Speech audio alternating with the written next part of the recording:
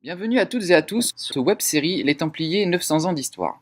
Si vous êtes là aujourd'hui, c'est pour apprendre et comprendre comment l'ordre des Templiers a été fondé. Et pour m'aider, je serai accompagné de Templi.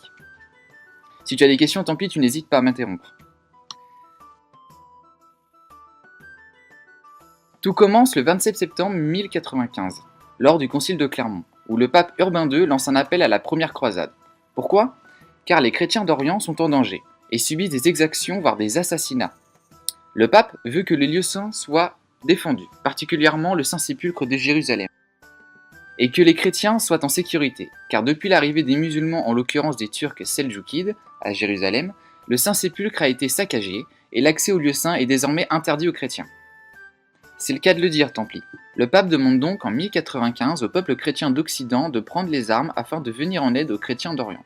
Cette croisade eut alors comme cri de ralliement « Dieu le veut », et tous ceux qui prirent part à la croisade furent marqués du signe de la croix, devenant ainsi les croisés, terme qui n'apparaît qu'au concile de Latran IV en 1215. Après de nombreux combats, cette action aboutit le 15 juillet 1099 à la prise de Jérusalem par les troupes chrétiennes de Godefroy de Bouillon. Après la prise de Jérusalem, Godefroy de Bouillon fut désigné roi de Jérusalem par ses pairs, titre qu'il refusa. Eh bien tant pis, Godefroy de Bouillon refuse car il préférait porter le titre d'avoué du Saint-Sépulcre.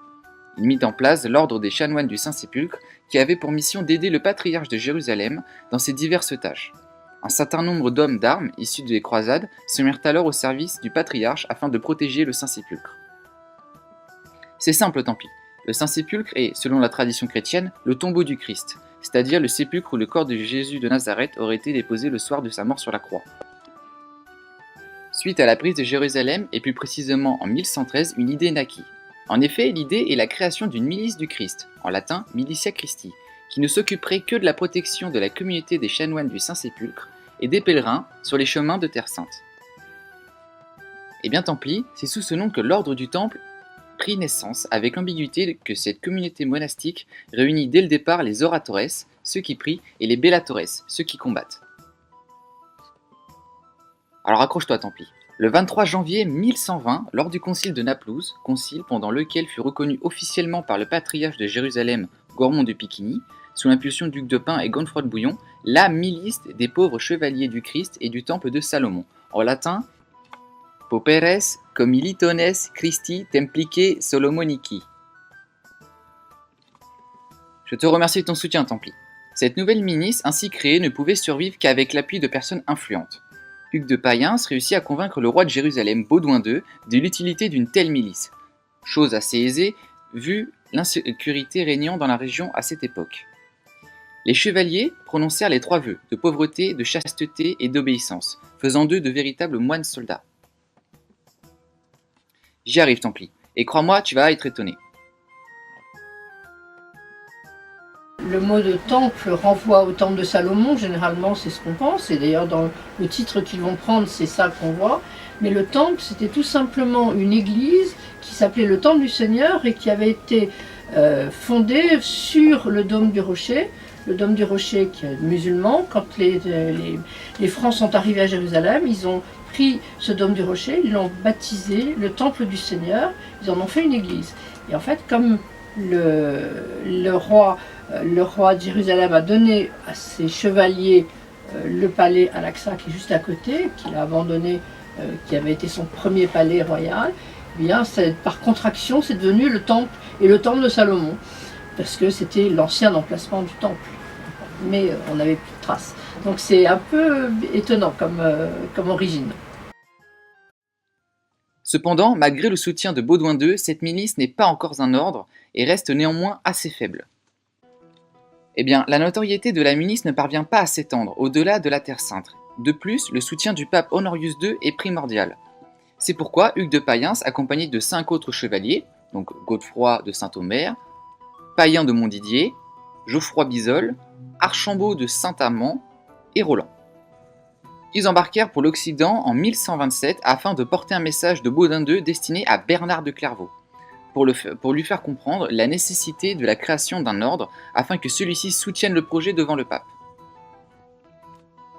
Bernard de Fontaine, abbé de Clairvaux, n'est pas n'importe qui au sein de l'Église. C'est un réformateur de la vie religieuse catholique et un important promoteur de l'ordre cistercien. Fort du soutien du roi Baudouin II et des instructions du patriarche Gormond de Jérusalem, Hugues de Payen avait les 3 objectifs suivants. Le premier, faire reconnaître la milice par l'Église et lui donner une règle. Le second, donner une légitimité aux actions de la milice puisque la dénomination de moine chevalier était un amalgame d'une nouveauté absolue et pouvait être en contradiction avec la règle de l'Église et de la société en général. Et enfin, le dernier, recruter de nouveaux chevaliers et obtenir des dons qui feraient vivre la milice en Terre Sainte. Et on peut dire que le destin de la milice se joue au Concile de Troyes, événement majeur de la création de l'ordre. Alors, au Concile de Troyes, c'est un grand débat. C'est est-ce qu'on peut accepter que des hommes soient à la fois moines et soldats? C'est la grande question qu'Hugues de Payen vient poser. Est-ce que l'Église peut autoriser un homme de Dieu à verser le sang? A priori, non. A priori, c'est quelque chose qui pose des tas de problèmes. Et Hugues de Payen vient défendre cette création, vient demander l'autorisation pontificale, et il va être soutenu par Saint Bernard, qui est donc le père abbé de Cîteaux, qui va comprendre, pas tout de suite d'ailleurs, que c'est important. Lui aussi vient d'une famille de chevaliers, il comprend bien les enjeux qu'il peut y avoir, même si pour lui le moine c'est d'abord l'homme de Dieu. Il faut combattre le mal simplement, pas l'homme. Et du coup, au Concile de Troyes, va forger une idée que le moine soldat, le chevalier du temple, c'est quelqu'un qui ne va pas pratiquer l'homicide, il ne va pas tuer l'homme, c'est pas ça qui est important, mais en tuant un sarrasin, un musulman, il va tuer le mal, le malicide. C'est ça qui est inventé au Concile de Troyes. C'est comment on fait pour arriver à vivre les deux. Alors il y avait des hostilités, c'était pas du tout gagné d'avance. Il y avait des gens hostiles, Isaac de l'Étoile par exemple, un cistercien, qui est très hostile à cette idée et qui a laissé véhiculer l'idée que c'était pas compatible. On le retrouvera au moment de la fin des Templiers, cette idée. Le pape reconnaît officiellement, grâce à l'appui fort de Bernard de Clairvaux, l'utilité d'une telle milice et autorise la création de l'ordre. Il est doté d'une règle que l'on nomme la règle du chevalier du Christ, dont les grands mots sont simplicité, pauvreté, chasteté et prière. Voilà Templi, l'ordre est enfin créé. Oh Templi, ne te réjouis pas trop vite, la route est encore longue et pleine de surprises.